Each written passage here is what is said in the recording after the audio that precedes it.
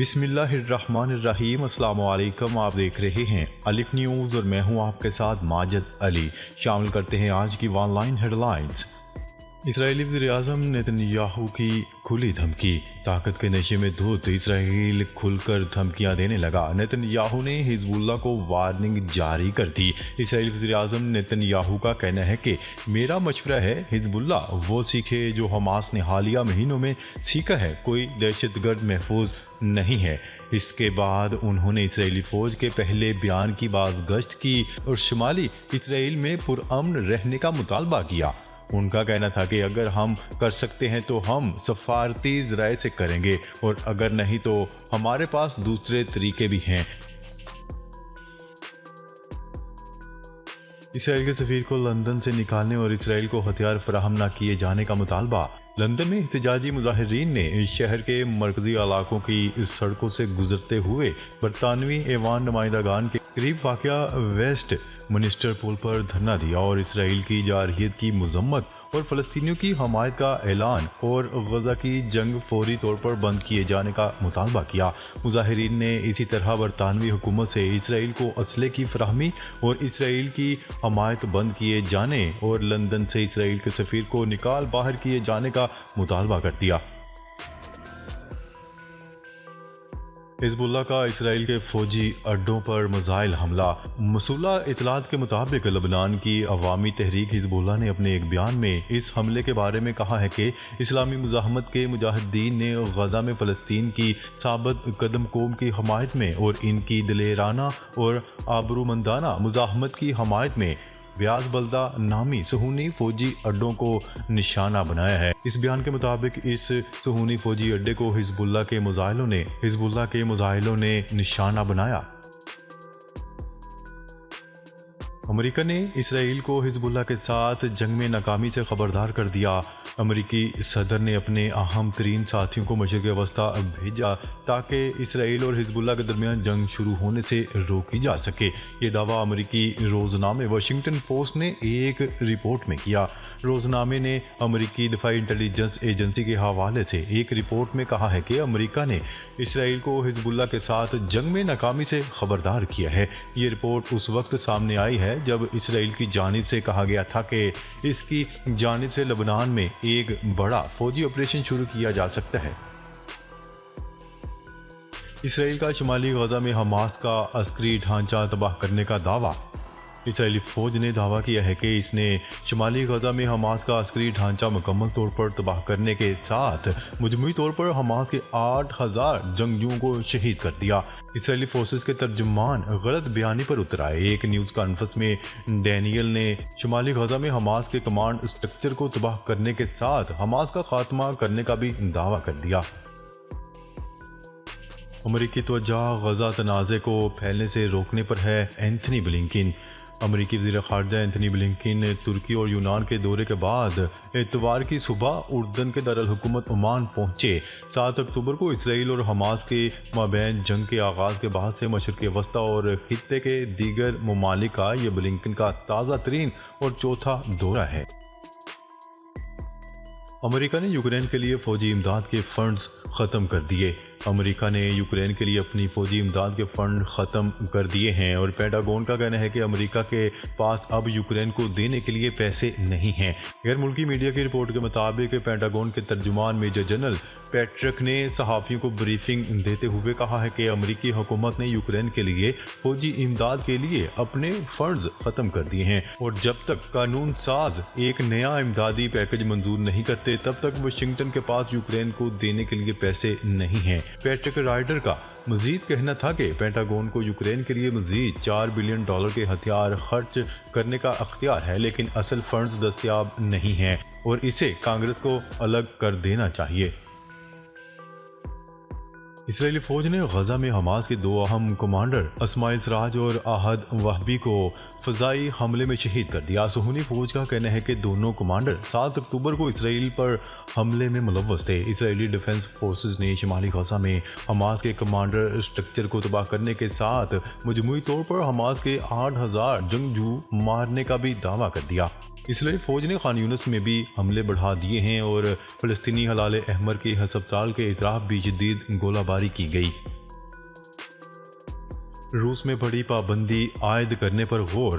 روس میں بڑی پابندی عائد کرنے پر غور کیا جا رہا ہے اور یہ پابندی جنگلی جانوروں کے سرکس میں استعمال کرنے پر لگائی جائے گی۔ غیر ملکی میڈیا کی رپورٹ کے مطابق گزشتہ سال ریاست ڈوما کے متعدد نائبین نے روس میں جانوروں کے سرکس میں استعمال پر پابندی عائد کرنے سے متعلق ایک بل متعارف کروایا تھا، جس کی جانوروں کے حقوق کے لیے کام کرنے والے کارکنوں نے بھی حمایت کی تھی۔ مولانا فضل الرحمان نے الیکشن ملتوی کرنے کی سینٹ کی قرارداد کی حمایت کر دی۔ نیوز رپورٹ کے مطابق جمعیت علماء اسلام کے سربراہ مولانا فضل الرحمان کا کہنا ہے کہ ماحول کی بہتری کے لیے اگر انتخابات ملتوی ہو جائیں تو آسمان نہیں گر پڑے گا۔ نجی ٹی وی چینل کے ایک پروگرام میں گفتگو کرتے ہوئے مولانا فضل الرحمان کا کہنا تھا کہ الیکشن ملتوی کرنے کی سینٹ کی قرارداد ہمارے موقف کی تائید ہے۔ الیکشن کا ماحول نہیں ہے، ہم جلسوں میں نہیں جا سکتے، ہمارے جلسوں میں شرکت پر لوگوں کو دھمکیاں دی جا رہی ہیں۔ عمران خان کی نااہلی کا معاملہ، اسلام آباد ہائی کورٹ کا فیصلہ سپریم کورٹ میں چیلنج۔ سابق وزیر اعظم عمران خان نے پاکستان تحریک انصاف کی چیئرمین شپ اور اسمبلی کی رکنیت کے لیے نااہل کرنے کے خلاف دائر درخواست کے حوالے سے اسلام آباد ہائی کورٹ کا فیصلہ سپریم کورٹ میں چیلنج کر دیا۔ بانی P T I Imran Khan نے سپریم کورٹ میں دائر درخواست میں الیکشن کمیشن اور اسپیکر قومی اسمبلی سمیت دیگر کو فریق بنایا ہے۔ سپریم کورٹ سے استدعا کی گئی ہے کہ اسلام آباد ہائی کورٹ کا 6 دسمبر 2023 کا فیصلہ کالعدم قرار دیا جائے۔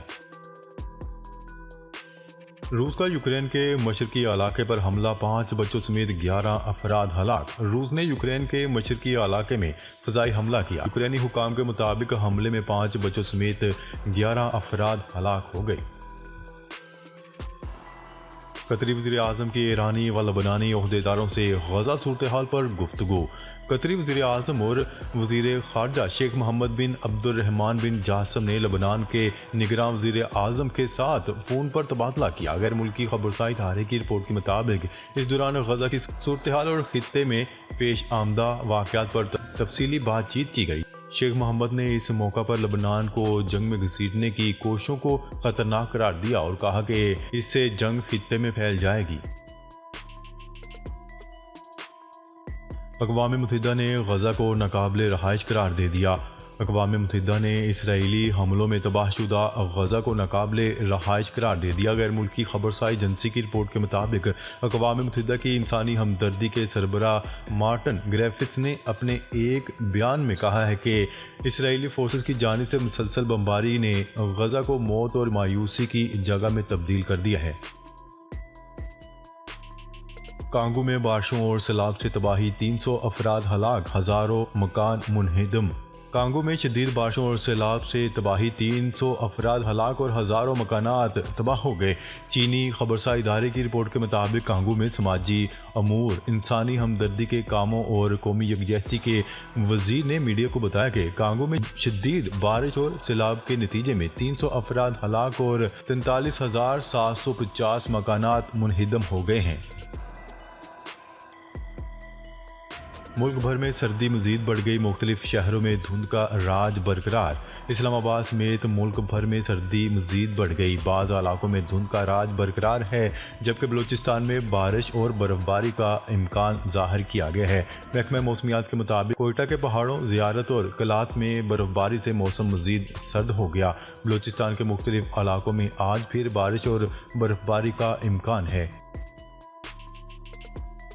پاک بحریہ نے بحیرہ عرب میں جنگی جہاز تعینات کر دیے۔ ترجمان پاک بحریہ کے مطابق پاک بحریہ نے میری ٹائم سیکیورٹی کے حالیہ واقعات کے بعد بحیرہ عرب میں اپنے جنگی جہازوں کو تعینات کر دیا، جن کی پاکستانی تجارتی راستوں کی حفاظت یقینی بنانے کے لیے پیٹرولنگ جاری ہے۔ ترجمان کے مطابق پیٹرولنگ کا مقصد پاکستان اور بین الاقوامی تجارتی بحری جہازوں کی حفاظت کو یقینی بنانا ہے۔ ان تجارتی گزرگاہوں کی مسلسل فضائی نگرانی بھی کی جا رہی ہے۔ قیمتوں میں ہوشربا اضافے کے باوجود گیس کی بدترین لوڈ شیڈنگ، عوام پریشان۔ گھریلو صارفین کے لیے گیس کی قیمت میں 200% تک اضافہ ہونے کے باوجود ملک کے بیشتر علاقوں میں گیس کی بدترین لوڈ شیڈنگ جاری ہے۔ حکومت نے 1 نومبر سے گیس کی قیمتوں میں تقریباً 200% تک کا اضافہ کیا تھا، جس کی وجہ سے صارفین کو بھاری بل وصول ہو رہے ہیں۔ گیس کی قیمتوں میں حالیہ اضافے نے شہریوں کی پریشانی میں مزید اضافہ کر دیا۔ آنے والے دنوں میں ڈالر کی قیمت میں نمایاں کمی کی پیش گوئی۔ کچھ عرصے میں روپے کے مقابلے میں ڈالر کی قیمت میں نمایاں کمی کی پیش گوئی کر دی گئی۔ مارکیٹ ذرائع کا کہنا ہے کہ IMF کی جانب سے رواں ماہ 11 تاریخ کو قرض کی اگلی قسط کی منظوری کے ساتھ ہی ڈالر کی قیمت میں کمی کا امکان ہے۔ ڈالر کی قیمت 277 روپے یا اس سے نیچے آ سکتی ہے۔ سولر پینل کی قیمتوں میں ناقابل یقین کمی ہو گئی۔ ملک میں سولر پینل کی قیمتوں میں 50% سے زیادہ کمی ریکارڈ کی گئی۔ 70,000 روپے والے سولر پینل کی قیمت 30,000 روپے تک گر گئی۔ مارکیٹ میں 165 واٹ کی سولر پلیٹ 15,000 روپے سے کم ہو کر 10,000 روپے پر آ گئی۔ بجلی کی طویل لوڈ شیڈنگ کے باعث شہریوں کو شدید پریشانی کا سامنا ہے، جس کی وجہ سے شہریوں کا رجحان سولر پینلز کی خریداری کی طرف بڑھ رہا ہے۔ ناظرین، اب تک کے لیے اتنا ہی۔ مزید خبریں لے کر بہت جلد آپ کی خدمت میں حاضر ہوں گے۔ تب تک کے لیے اپنا خیال رکھیے گا۔ اللہ نگہبان۔